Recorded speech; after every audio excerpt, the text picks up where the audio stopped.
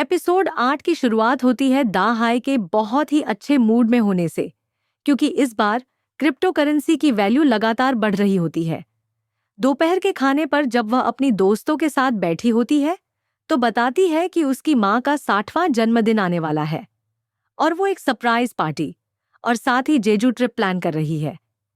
एक फ्लैशबैक में हम पिछले एपिसोड का सीन देखते हैं जहां दा हाई और जी सॉन्ग अपनी दोस्त युनसांग की मदद के लिए पहुंचती है जब उसका अपने एक्स हस्बैंड से झगड़ा हो रहा होता है। अब प्रेजेंट टाइम लाइन में भी युनसांग और उसका एक्स टेक्स्ट पर झगड़ रहे हैं। तभी दाहे को पुलिस स्टेशन से कॉल आता है। उसके पिता जुंग योंगजिक को शराब के नशे में पकड़ा गया है। दाहे उन्हें छुड़वा तो लेती है, लेकिन जब वह बताता है कि अब उसका नया सपना है क्रिप्टो माइनिंग, तो दाहे तंग आ जाती है और कहती है कि अब वो उसे कभी नहीं मिलेगी। वह माँ जुंग लिम से यह बात छिपा लेती है और पूरी तरह अपनी माँ के बर्थडे प्लान में लग जाती है। पार्टी की शुरुआत बहुत मजेदार होती है। लड़कियां स्टेज पर गाना भी गाती हैं, लेकिन तभी योंगजिक के आने से सब कुछ बिगड़ जाता है। हालत तब और खराब हो जाती है जब वह बता देता है कि दाहे भी क्रिप्टो ट्रेडिंग कर रही है। यह सुनकर जुंगलिम बहुत निराश हो जाती है। उसे लगता है कि बेटी भी अपने पिता की तरह जल्दी अमीर बनने की स्कीम में फंस गई है। ऑफिस में जी सॉन्ग अपनी सहकर्मियों को बताती है कि वे लिन उससे मिलने आ रहा है। उसके माता पिता बिजनेस ट्रिप पर हैं और वह उनके साथ आ रहा है। सुजिन तुरंत कह देती है कि शायद अब शादी की बात करने का वक्त आ गया है। जी सॉन्ग परेशान हो जाती है क्योंकि उसे चाइनीज लैंग्वेज नहीं आती। उधर उनसंग का एक्स हस्बैंड अपनी बीमार माँ के साथ हॉस्पिटल में है। माँ की मेमोरी लॉस की समस्या बढ़ रही है। वह फोन पर यून सांग से कहता है कि वह उसकी माँ से मिलने आ जाए।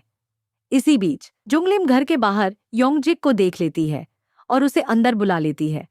वह उसे डांटती है कि उसने दाहे को बिगाड़ दिया, लेकिन योंगजिक पलटकर कहता है कि दाहे तो अपनी माँ जैसी है जिसने पिता के घर छोड़ने के बाद 3 साल तक गालियां भरकर वॉइस मेल छोड़े थे। बाद में योंगजिक ऑफिस में आ जाता है क्योंकि दाहे उसका फोन नहीं उठा रही होती।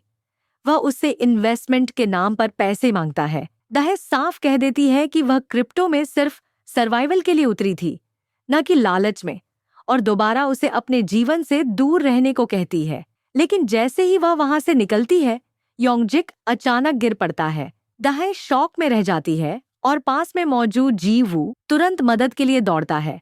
हॉस्पिटल में डॉक्टर बताते हैं कि योंगजिक को लंग कैंसर है। जी वू दाहे का साथ देने को तैयार है, लेकिन दाहे कहती है कि उसकी जिंदगी बस बंद रास्तों से भरी है और वह किसी और को अपने साथ इस दुख में नहीं खींचना चाहती।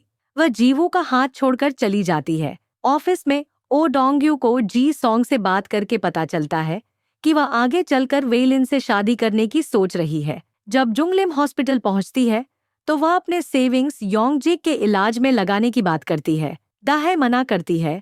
उसे लगता है कि उस आदमी पर पैसा बर्बाद करना बेकार है, लेकिन माँ कहती है कि अगर उसने मदद नहीं की तो एक दिन पछताएगी। यहाँ एक फ्लैशबैक दिखता है। दाहे कॉलेज में एडमिशन पाती है, लेकिन जुंगलिम के पास फीस भरने के पैसे नहीं होते। दाहे एक लोन शार्क के यहाँ क्लीनिंग का काम करने लगती है। एक दिन फोन बजता है और वह अपनी माँ को सुनती है जो कर्ज मांग रही होती है। यहाँ तक कहती है कि मेरे किडनी और लिवर अच्छे हैं। ये सुनकर दाहे की आंखें भर आती हैं। घर लौटकर वह माँ से झूठ बोलती है कि उसका एंट्रेंस टेस्ट खराब गया ताकि उसे गिल्ट न हो। वर्तमान में दाहे अपनी दोस्तों से कहती है कि उसे समझ नहीं आता माँ को इतना गिल्ट क्यों है, जबकि उन्होंने उसके लिए बहुत कुछ किया है। युनसंग कहती है हर माँ को ऐसा ही लगता है। इसके बाद युनसंग आखिरकार अपने एक्स हस्बैंड की माँ से हॉस्पिटल में मिलने जाती है। दोनों दिखावा करते हैं कि अब भी शादीशुदा है और झूठ बोलते हैं कि जी संग स्कूल कैंप में है। रात को दाहे डर जाती है जब माँ का फोन नहीं लग रहा होता। काफी ढूंढने के बाद उसे माँ अपनी बस में बैठी मिलती है, वही बस जो वह हर दिन चलाती है। जुंगलिम कहती है कि अब दाहे अपनी मर्जी से जो चाहे करे, उसकी जिंदगी उसकी अपनी है। दाहे कहती है कि वह अपने पिता के इलाज के लिए वही पैसे खर्च करेगी जो माँ की जेजू ट्रिप के लिए रखे थे। आखिरी सीन में वह जीवू के घर पहुंचती है और उससे माफी मांगती है। एक मुस्कान में सब गिले मिट जाते हैं।